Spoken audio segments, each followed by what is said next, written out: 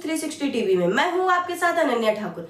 चलिए शुरुआत करते हैं आज की अहम खबर से। अमेरिकी राष्ट्रपति डोनाल्ड ट्रंप, वही ट्रंप जो कभी भारत के टैरिफ पर तल्ख तेवर दिखाते थे, आज भारत की तारीफ कर रहे हैं।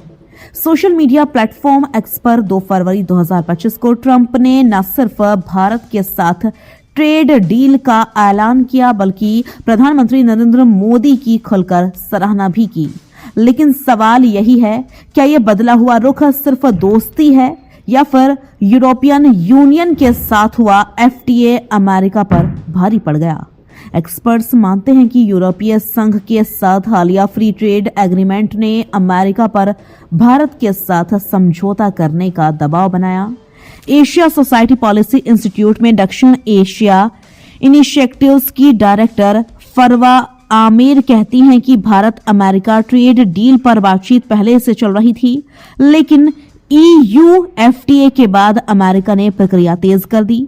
दिलचस्प बात यह है कि यह डील यूरोपीय संघ के समझौते के तुरंत बाद सामने आई।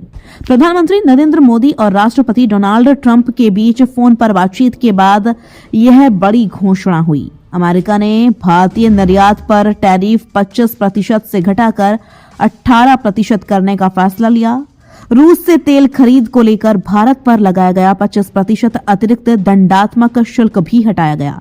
यह समझौता करीब 1 साल की कठिन बातचीत के बाद संभव हुआ। फरवा आमिर साफ कहती हैं, भारत भले ही अपने तेल आयात के स्रोतों में बदलाव कर रहा हो, लेकिन रूस के साथ रिश्तों में संतुलन बनाए रखना भारत की प्राथमिकता है।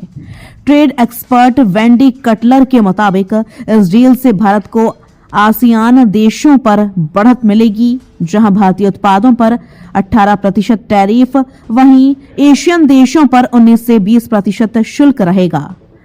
कटलर का कहना है कि अमेरिका को शायद ईयू से बेहतर डील भारत से मिली है। हालांकि भारत द्वारा शुल्क और गैर शुल्क बाधाएं शून्य करने को लेकर ट्रंप की भाषा अभी पूरी तरह स्पष्ट नहीं है, लेकिन यह समझौता महत्वपूर्ण खनिज, टेक्नोलॉजी सहयोग और सप्लाई चेन लचीलापन जैसे मुद्दों पर नए रास्ते खोलता है। इसी बीच विदेश मंत्री एस जयशंकर अमेरिका रवाना हो चुके हैं।